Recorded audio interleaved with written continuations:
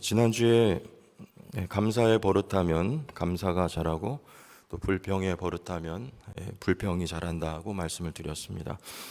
오늘은 줘 버릇하면 줄 게 생기고 달라고 해 버릇하면 평생 얻어먹고 살게 된다 말씀드립니다. 다른 사람에게 우리가 하나를 주면 나에겐 더 많이 생겨요. 더 많이 주면 또 더 많이 나에게 주어집니다. 그래서 예수님께서도 주는 것이 복되도다 이렇게 말씀을 하셨습니다. 왜냐하면 주는 것이 하나님의 뜻이고 뜻대로 하면 하나님의 뜻대로 하면 하나님이 나에게 더 많이 주신다는 것입니다. 그럼 왜 주는 것이 하나님의 뜻이냐는 거죠. 하나님이 나에게 뭔가를 주시면 여러분 그건 뭘 하라고 주신 것입니까? 예수님께서 소자에게 냉수 한 그릇 대접하라 거죠. 하나님이 나에게 뭘 주시면 소자를 대접하라고 주신 것입니다. 소자에게 냉수 한 그릇을 대접하면 그러면 그게 나에게 한 것이다. 주님이 그렇게 말씀을 하시죠. 우리가 하나님이 나에게 주신 것을 누군가에게 전해주면 그게 곧 우리 주님께 주님을 섬기는 섬김이 된다는 말씀을 하시는 것이죠. 그래서 주님이 사랑하시는 자를 잘 대해주는 거, 우리 말씀 전하기 전에 여러분 서로 축복했죠.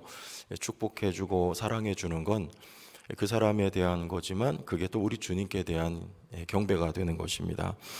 주님이 사랑하는 자를 잘 대해주는 거, 이게 바로 주님을 대접하는 거기 때문에 우리 주님의 마음을 기쁘게 해드리고 또 하나님께 영광이 되기 때문에 하나님의 뜻이기 때문에 또 하나님의 사랑하는 백성들을 위한 일이기 때문에 하나님께서 우리에게 뭔가를 주면 나에게 그 일을 계속하라고, 또 잘하고 있다, 그 일 계속해라, 그리고 그 범위를 점점점 확장해 가거라고 하나님께서 나에게 더 많이 주신다는 거예요.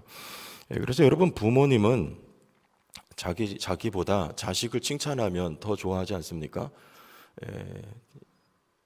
부모님보다 자식이 훨씬 더 잘생겼습니다. 그러면 부모가 기분 나쁘지 않아요. 자식 칭찬하면 부모는 더 좋아합니다. 그리고 그 내 자녀에게 누군가가 잘 대해주면 여러분 부모님들이 그렇게 좋아할 수가 없어요. 우리 주일학교 아이들한테도 또 중고등부 아이들한테도 그 아이들에게 다 쏟아주고 그 아이들을 사랑해주면요, 그 학부모들이 그렇게 좋아하죠. 그게 고마운 거예요. 여러분 우리 주변에 또 여러분 이 자리에 앉아 계신 모두 또 우리 바깥에 앞으로 하나님의 자녀가 될 후보들 모두가 다 하나님의 사랑하는 자녀들 아니에요? 그들에게 잘 대해주면 누가 좋아하십니까? 하나님의 자녀들이니까 하나님이 좋아하신단 말이에요. 내 자식들에게 이렇게 잘해주니, 내 자녀들에게 이렇게 잘해주니 하고 하나님이 좋아하신다. 그래서 그 일 하라고, 이게 하나님의 일이에요. 그 일 하라고 하나님이 주시는 거는 나만 위해서 주신 게 아니고 그 일을 하라고 주신 거다. 여러분 이 목적을 분명하게 해야 돼요. 하나님이 여러분 부자가 되게 해주시면 또 여러분 자녀들에게도 부자가 되게 해주시면 그냥 이 세상 사람들은 나 하나 부자 되고 끝이잖아요. 그게 아니고 우리 성도들은 하나님이 부자가 되게 해주신 이유가 있어요. 그걸 나누어서 하나님의 자녀들을 유익하게 하고 이롭게 하는 일에 쓰라고 하나님이 우리에게 주신 것입니다. 그래서 하나님이 그 일하라고 주신 줄 알고 우리가 베풀면 하나님께서 우리에게 또 주시되 풍성하게 주신다는 약속이 있어요. 자, 그런데 이런 주는 얘기하면 별로 기분이 안 좋은 것 같은데, 그런데 여러분 있어야지 주지. 지금 내 코가 석자고 나 먹고 살기도 힘든데 내가 어떻게 주냐. 보통 이런 입장들이죠.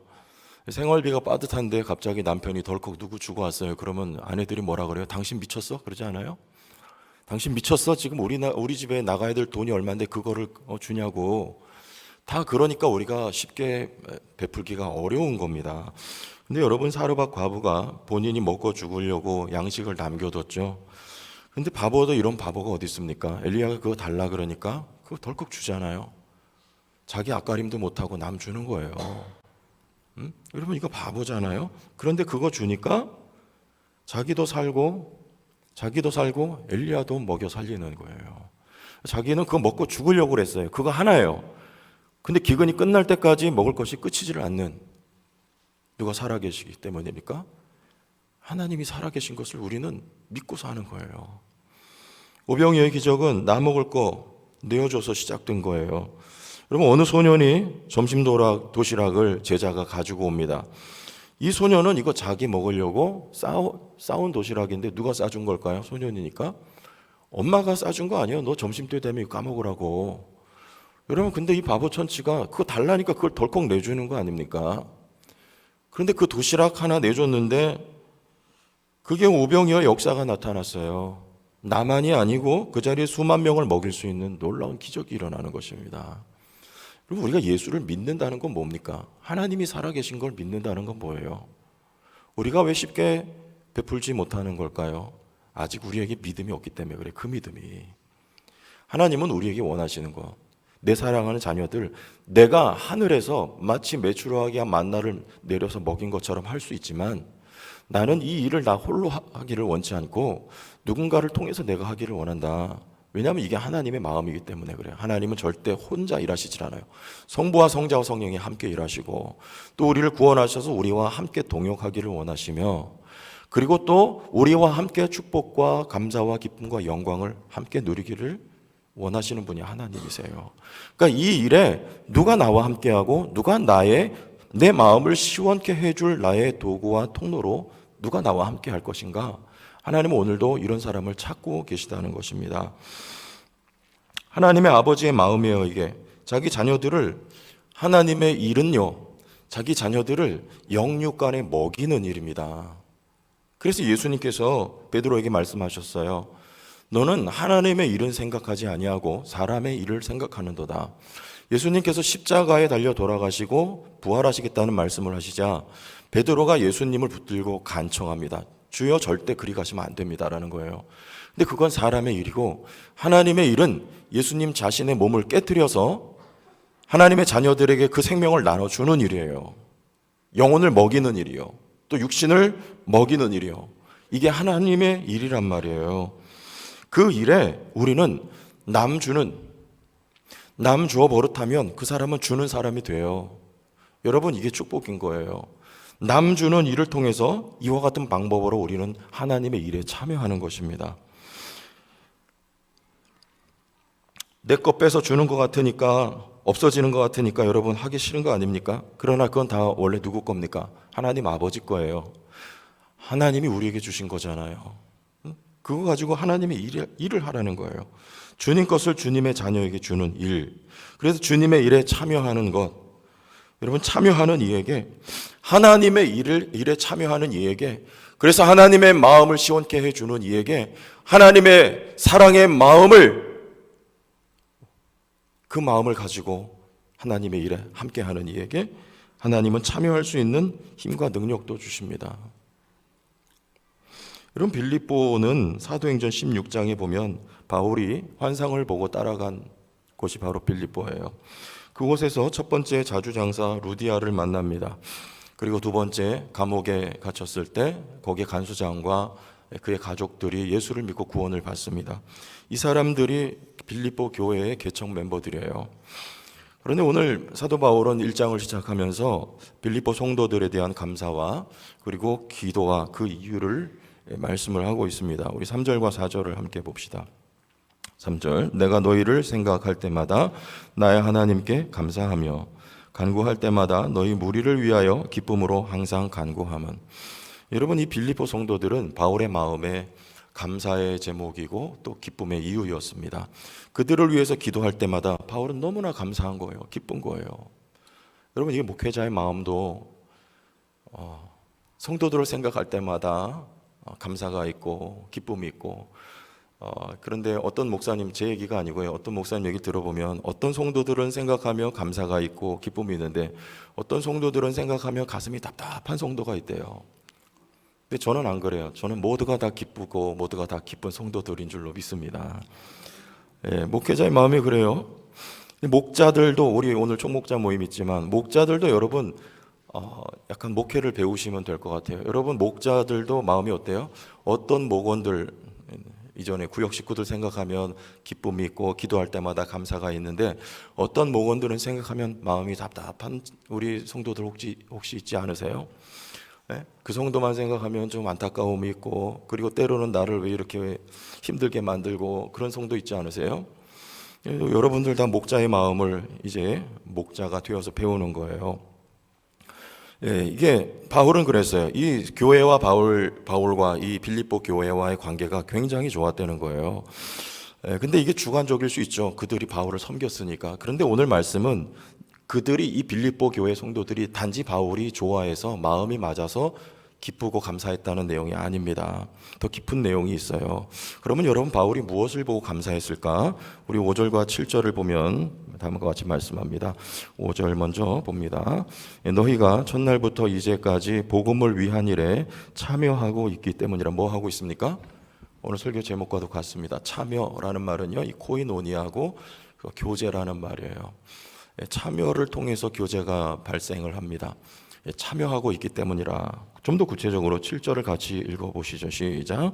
내가 너희 무리를 위하여 이와 같이 생각하는 것이 마땅하니 이는 너희가 내 마음에 있음이며 나의 매임과 복음을 변명함과 확정함에 너희가 다 나와 함께 은혜에 참여자가 됨이라. 이렇게 말씀을 합니다. 여러분 지금 여기 바울이 내가 나의 매임과 그랬어요. 그러니까 지금 사도 바울은 감옥에 갇혀 있는 상태죠. 이 빌립보서는 옥중서신이 4권이 있는데 에빌 골몬 이 4가지가 옥중서신입니다. 바울이 가택 연금 중에서 쓴 서신이에요. 바깥으로. 그러니까 집 안에 갇혀 있지만 일정한 자유는 허락되어 있는 상태. 빌립보서도 마찬가지입니다. 그런데 이 빌립보서는 로마에 바울이 감금되어 있을 때 쓴 책이다. 이거 정통한 학설이에요. 바울이 이렇게 매여 있을 때 지금 뭘 했습니까? 참여했다는 거예요. 참여. 너희가 나의 매임에 함께했다. 이게 바울에게는 굉장한 기쁨과 감사의 이유였습니다. 단지 위로가 아니고요. 또 이유가 있어요. 근데 어떻게 구체적으로 참여를 했는가? 우리가 한번 내용을 보고 우리도 따라서 참여하는 일들이 있으면 좋겠습니다. 우리 빌립보서 4장 18절을 한번 볼게요.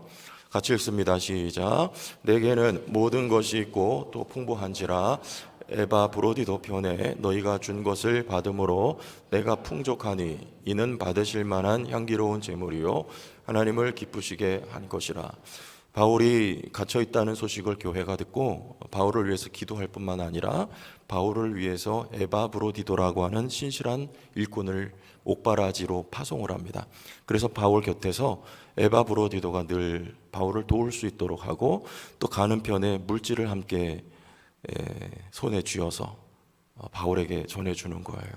여러분 이런 방식으로 빌립보 교회 성도들이 바울을 향하여 그 간절한 마음을 가지고 바울의 사역에 함께 동참을 한 것입니다.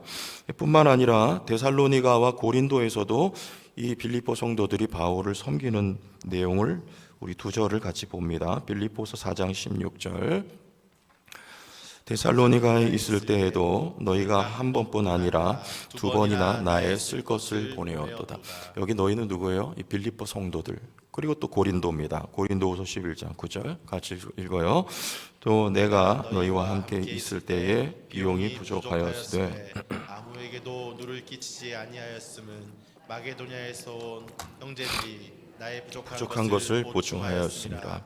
내가 모든 일에 너희에게 배를 끼치지 않기 위하여 스스로 조심하였고 또 조심하리라. 고린도 교회 성도들에게 하는 말입니다.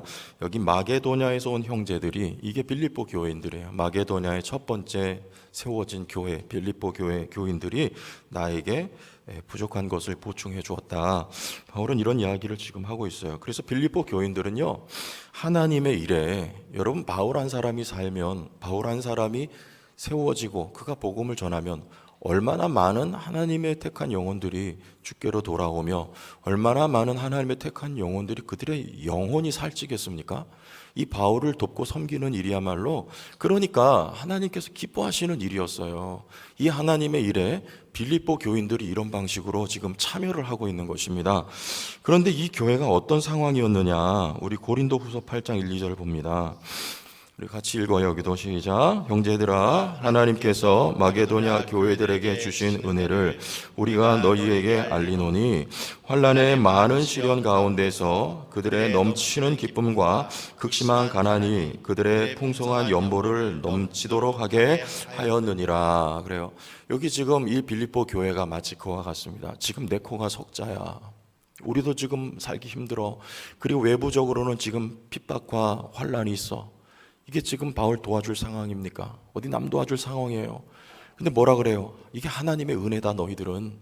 그리고 극심한 환난과 또 궁핍함 속에서도 넘치도록 너희가 연보를 넘치게 하여서 나를 도왔다. 지금 이렇게 말을 하지 않습니까? 여러분, 있어서 한 게 아니라는 말이에요.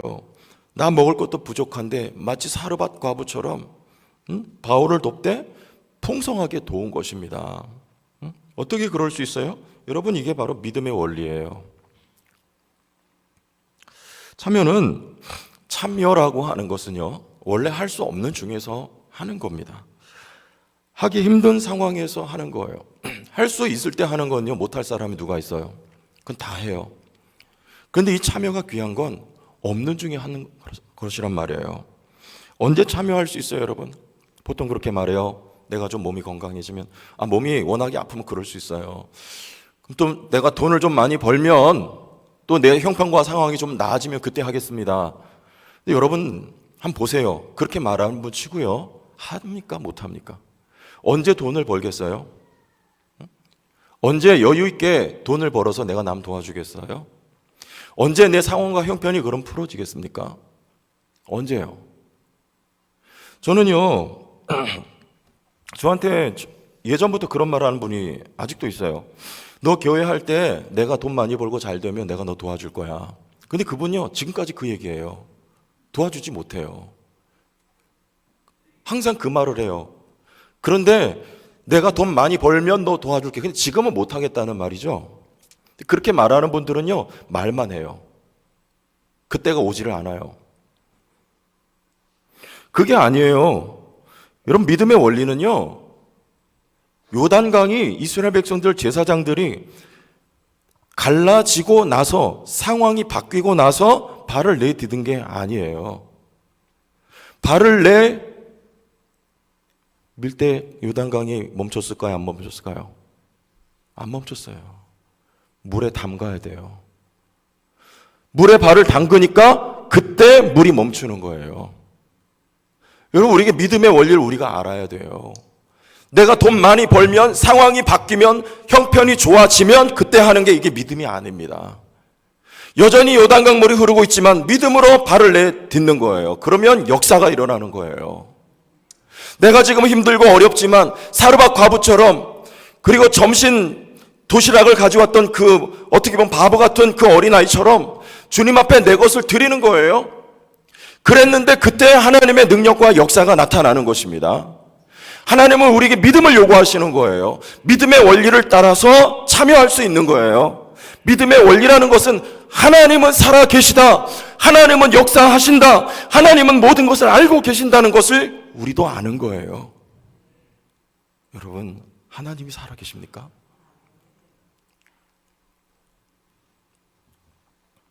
그러면 빌립보서 4장 19절의 약속이 우리에게 옵니다. 같이 읽어봅시다. 시작. 나의 하나님이 그리스도 예수 안에서 영광 가운데 그 풍성한 대로 너희 모든 쓸 것을 채우시리라. 할렐루야.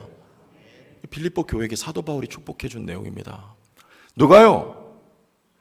내가 뺀 것을 내가 채우는 거 아니고 나의 하나님이 영광 가운데 너희 모든 쓸 것을 풍성하게 채우시리라는 약속을 믿습니까?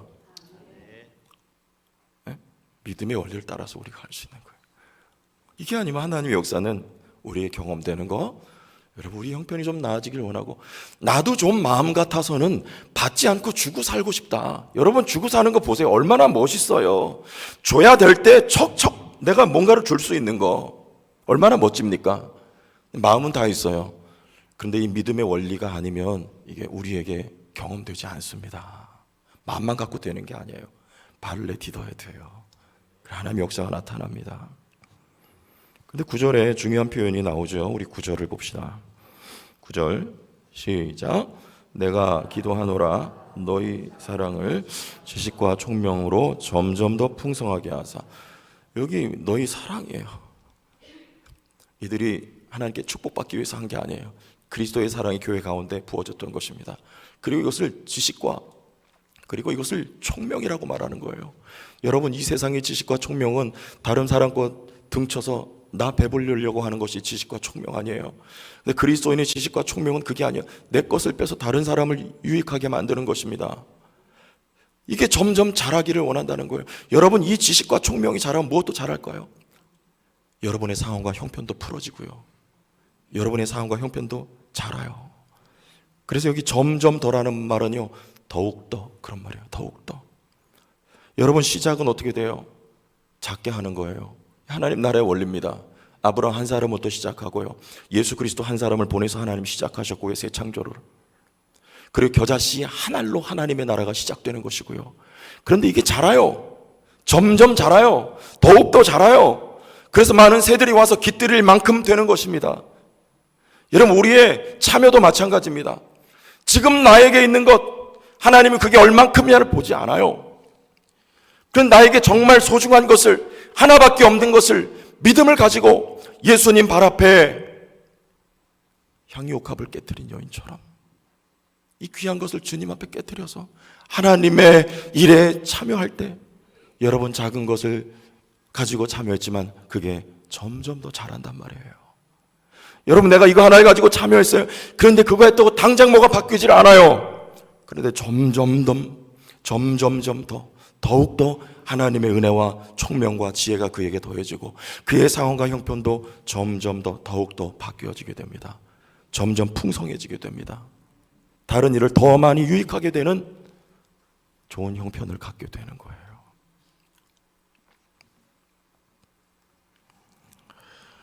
성도교회가 저는 주는 교회가 되어서 감사해요. 아멘을 세 분만 하시나요? 여러분, 성도교회 아니세요? 성도교회가 주는 교회 돼서 감사합니다. 받는 교회가 얼마나 많은지 몰라요. 이번에 추수감사원금 1,000만 원 넘게 나왔어요. 그거 다 나눠드릴 거예요. 우리 노예 가운데 우리 교회만큼 주는 교회는 없어 보입니다. 다 받는 교회예요. 여러분, 감사할 수 있길 바랍니다. 주는 교회가 복된 거예요. 줘 버릇하는 교회가 되길 바랍니다. 지금 나눔은 어떻게 보면 미약해 보일지 몰라요. 작년도에 우리 맥주 감사원금을 가지고 우리 교육청에 갔어요. 그래서 그거 우리 지역에 있는 어려운 학생들이 그렇게 많아요. 보니까 그들에게 그 얼마 안 되지만 어떤 학생들한테 10만 원, 어떤 학생들한테 20만 원 나누면서 같이 동석했던 장로님한테 이렇게 물어보니까 그런 말씀하시더라고요. 지금 첫 술에 배부르지는 않는다는 말처럼 지금은 작지만 하나님께서 역사해 주셔서 이게 더 커질 줄 믿습니다. 그 말대로예요. 지금 우리가 하고 있는 건 어떻게 보면 작아 보일지 모르지만 여러분, 점점 더욱더 하나님의 능력과 역사와 부요하게 하시는 은혜가 우리 교회 가운데 나타날 줄로 저는 믿습니다. 근데 이 대목에 왜 눈물이 나오냐?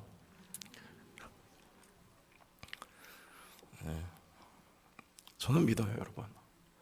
내년도 표가 뭔지 아세요? 다윗이 점점 더 강하여지니라. 지금 당장 뭐가 나타나지 않는 것 같아요. 그러나 믿으십시오. 점점 더 강하여집니다. 성도교회는 점점 더 강하여질 것입니다. 네? 그럼 여러분 가정도 그렇게 되는 거예요. 응? 그런데 제일 중요한 구절이라면 여러분 뭐니 해도 6절입니다. 6절로 가보세요. 6절 같이 한번 읽어봅니다. 6절 시작. 너희 안에서 착한 일을 시작하시니가 그리스도 예수의 날까지 이루실 줄을 우리는 확신하노라. 이 바울의 기도가 왜 이루어질 것인가? 왜 점점 더 더욱더 이들의 믿음과 신앙이 자라고 그들의 섬김의 범위가 더 자랄 것인가? 이거 누가 시작한 일이기 때문에 그래요. 사람이 시작한 일은요, 중간에 도중에 중단할 수가 있어요. 형편과 상황 따라 중단할 수 있고 또 마음이 바뀌어서 중단할 수 있습니다. 그런데 이 일은 하나님이 시작하셨다 그 말이에요. 이 일을 시작하시니 너희 안에 이 착한 일을 시작한 이는 다름 아닌 바로 하나님 아버지라는 말이에요. 항상 하나님은 일을 시작하셨습니다. 태초에 이 말은요, 시작이라는 말이에요. 하나님은 창조를 시작하셨으니까 그 창조를 결말 지으실 이도 하나님이시고요, 중단되고 실패된 것 같지만 하나님은 예수 그리스도를 보내서 새 창조를 시작하셨고요, 주님 다시 오실 때까지 이 시작하신 일을 그가 완성하실 것입니다. 그래서 바울은 빌립보 교인들을 믿고 그들에 대한 확신이 아니라 살아계신 하나님을 믿고 하나님이 너희를 통하여 이 일을 이루시리라는 것을 바울은 확신하고 있는 거예요. 자, 우리 사도행전 16장 14절 가봅시다. 그런 거 아니야? 이 교회 누가 시작했냐? 같이 읽습니다. 시작. 두아디라시아에 있는 자세 국감 장사부터 하나님을 섬기는 루디아라 하는 한 여자가 말을 듣고 있을 때 주께서 그 마음을 열어 바울의 말을 따르게 하신지라. 자, 이 교회 시작은 누가 했습니까? 사도 바울이 강가에 기도하러 갔을 때 여인들이 있었어요. 그들에게 복음을 전한 바울의 그 행위가 시작입니까? 그렇지 않아요. 일찍이 하나님께서 그곳으로 마게도냐로 환상을 통해서 인도하신 분이 하나님이고, 누구의 복음을 전할지 모르고 기도하러 갔을 때 그곳에 여인들을 만나게 하신 분이 하나님이고, 그 가운데 루디아의 마음을 열어주신 분이 바로 주님이시란 말입니다. 주님이 시작하신 거예요. 주님이 교회를 시작하신 거예요. 주님이 이 교회를 세우시고 인도하시고 주님이 이 교회의 사역을 이루실 분은 바로 주님이시라는 것입니다. 우리 성도교회를 시작하신 분이 바로 하나님이신 줄로 믿습니다. 여기까지 인도하셨고 하나님 이 교회를 통해서 뜻하신 바 하나님의 일을 하나님이 이루실 줄로 믿습니다. 하나님이 시작하셨다. 이게 우리의 소망과 확신이 될 수 있는 거예요. 그래서 우리는 이렇게 반응하길 바랍니다. 마치 이사야처럼 이사야서 6장 8절 우리 같이 큰 소리 읽습니다. 시작. 내가 또 주의 목소리를 들으니 주께서 이르시되 내가 누구를 보내며 누가 우리를 위하여 갈고 하시니 그때에 내가 이르되 내가 여기 있나이다 나를 보내소서 하였더니, 여러분 이것이 우리의 응답이 되기를 바랍니다. 하나님 아버지의 일에, 하나님 아버지의 마음에, 하나님의 사랑하시는 그 백성에게 그들을 위해 누가 갈고 누가 그들에게 참여할고 누가 그들에게 베풀고 나눌고 할 때 내가 여기 있나이다, 성도교회가 여기 있나이다, 우리를 사용하여 주옵소서라고 이사야처럼 응답할 수 있는 우리 교회 여러분들이 다 되길 바랍니다. 믿음 가지고 하는 거예요. 믿음 가지고 믿음의 원리를 따라서 하는 것입니다. 하나님은 살아계셔요. 하나님 살아계셔요. 마지막 11절, 이게 영광이라고 해요. 11절 같이 읽습니다. 시작. 예수 그리스도로 말미암아 의의 열매가 가득하여 하나님의 영광과 찬송이 되기를 원한다. 자, 이것이 하나님께 영광이 된대요. 지금 빌립보 성도들이 너무나 어렵고 힘들고 형편이 좋지 않고 밖으로는 여러분 어려운 환란이 계속해서 닥쳐오고 있습니다. 예수 믿는다는 이유 때문에 박해를 하는 거예요. 그런데 그 와중에 여러분 상황이 이렇게 되면 예수 믿는데 왜 이러냐? 영광이 되겠어요? 예수 믿는데 왜 이렇게 가난하냐? 극심한 가난이 있느냐? 예수 믿는데 왜 이렇게 여러분들은 어렵고 지질이 궁상으로 사느냐? 예수 믿는데 왜 이렇게 몸이 아프느냐? 어떤 분 그렇게 말해요. 그래서 하나님께 영광이 안 된다고 말을 해요. 그런데 바로 지금 거꾸로 말합니다. 이 빌립보 교인들의 이 상황과 형편이 하나님께 영광이 된다는 거예요. 어떻게 해요? 그럼에도 불구하고요. 그럼에도 불구하고 이들은 믿음을 굽히지 않습니다. 그럼에도 불구하고 없는 것을 빼서 바울에게 보내요. 돕습니다. 그럼에도 불구하고 불연히 일어서서 하나님의 일에 참여하겠다고 나서는 것입니다. 여러분 이게 누구에게 영광이 돼요? 사드락과 메삭과 아벳느고가 너희들 금신상에 절하지 아니하면 다 죽인다 그랬는데, 그럼에도 불구하고 그리 아니하실지라도 우리의 목숨을 살리지 아니하실지라도 우리는 금신상 앞에 절할 수 없다. 여러분 이건 누구에게 대한 고백입니까? 하나님은 살아계시다는 거예요. 하나님께 영광이 되는 것입니다. 그럼에도 불구하고 없는데도 불구하고 어떻게 저렇게 할 수 있느냐? 가난한데도 불구하고 어떻게 기도 생활을 그치지 않을 수 있느냐? 어떻게 하나님의 일에 참여하는 일을 멈추지 아니하고 저렇게 정진할 수 있느냐? 그것은요 하나님이 살아계시다는 거예요. 여러분 삶으로 하나님의 살아계심을 증언할 수 있길 바랍니다. 입으로 누구나 다 할 수 있는 거예요. 삶으로 증언하세요. 몸이 아픈데도 불구하고 분연히 일어서서 하나님 앞에 예배자로 설 수 있는 거, 여러분, 이게 하나님 살아계신 그분의 살아계심에 대한 여러분의 삶의 증거가 되는 것입니다. 그래서 바울이 이게 기쁜 거예요.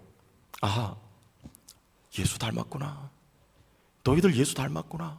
예수님 닮았구나. 예수님이 어떻게 하셨어요? 하나밖에 없는 당신의 몸을 가지고 이 땅에 참여하셨어요. 그리고 그것을 쪼개서 하나님 택한 백성들에게 나누어 주셨습니다. 그야말로 오병이어의 역사가 나타났어요. 하나를 깨뜨려서 나눴더니 여러분, 수많은 하나님의 백성들이 새 생명을 얻고 새 인생을, 새 삶을 살게 되었습니다. 주님은 참여하셨던 분이세요. 근데 빌립보 교회를 보니까 지금 그러고 있어요. 죽을 상황인데 없는 가운데에서, 극심한 환난 가운데서 지금 자기의 것들을, 믿음을 가지고 참여하고 있는 것입니다. 바울이 보니 기뻐요. 왜? 누가 심었습니까? 바울이 심었거든요. 바울이 물 줬거든요. 그리고 지금 자라고 있거든요. 그것이 바울에게 기쁨과 감사의 제목이 되었던 것입니다. 우리 성도교회를 하나님께서 보실 때 같이 보시기를 원해요. 너희들 내 아들 예수 닮았구나. 잘하고 있구나. 나의 기쁨과 그리고 나의 감사, 성도교회 바로 너희들이다. 이 고백을 얻을 수 있는 여러분 모두 믿음 가지고 살아가시기를, 예수님 발자취 따라가기를 주의 이름으로 축원합니다.